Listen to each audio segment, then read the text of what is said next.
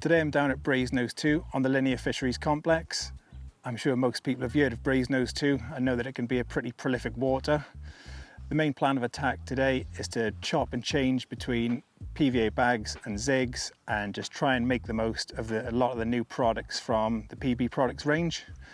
And the main aim of this video is to give you my top 5 tips for PVA bag fishing. Tip number 1 for me is always going to be locate the carp. If you don't have any carp in front of you, you're not going to catch them. I've turned up to Brasenose 2 today and there's actually a lot of pegs free. Some of the more consistent pegs as well, like the beach swim, and I think peg 10 is available.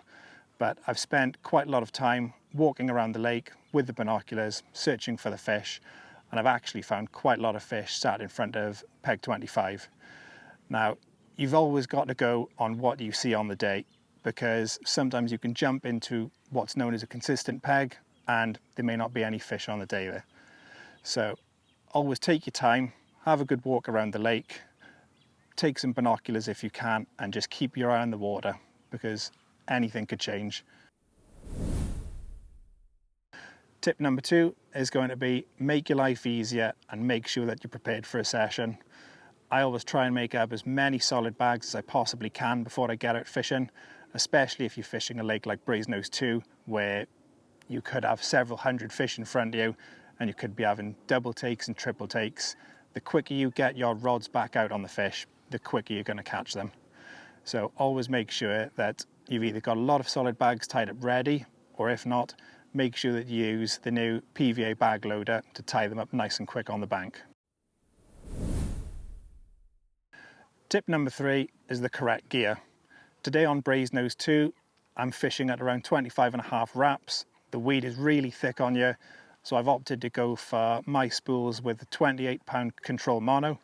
It's low diameter and as strong as an ox, so I'm making sure that I can get my solid bags to the required distance, but I'm also able to pull those fish back through the weed. You've also got to make sure that you're using the right lead size in your solid bags, because once you start adding all your pellets, they're going to be a lot heavier than when you started off. I've opted for 3.5 ounce leads today to make sure that I've got the weight to cast the distance that I need to, but I've also not gone too heavy that it's a struggle to actually get the distance. Tip number 4 is rigs. In my personal opinion, when it comes to solid bag fishing, you just need to keep it simple. I always opt for a slip D rig with my solid bag fishing using the wide circle hook and 4 inches of silk wire. You don't need to go over the top with your rigs when it comes to solid bag fishing. Just keep it simple, and I think the less terminal tackle, the better. Tip number 5 is bait. When I'm using solid bags, I'm always using 2mm pellets. It keeps it nice and aerodynamic. You get a lot less air in the solid bag, and it just flies nice and straight and sinks a lot quicker. When it comes to actual hook bait, I'm near enough always using a wafter in there. You don't need a huge bait in there, you just need something that sits amongst those pellets and the carp are going to come down, slurp it up in one go, and you've got a fish on. As I'm fishing Brasenose 2 today, I'm sure most people know there's a lot of fish in here, so I'm going to make sure that I keep that swim topped up with a few spoms after every fish as well. And now I'm going to try and use all 5 of those tips and cast out a few solid bags and see if I can get some fish on the bank.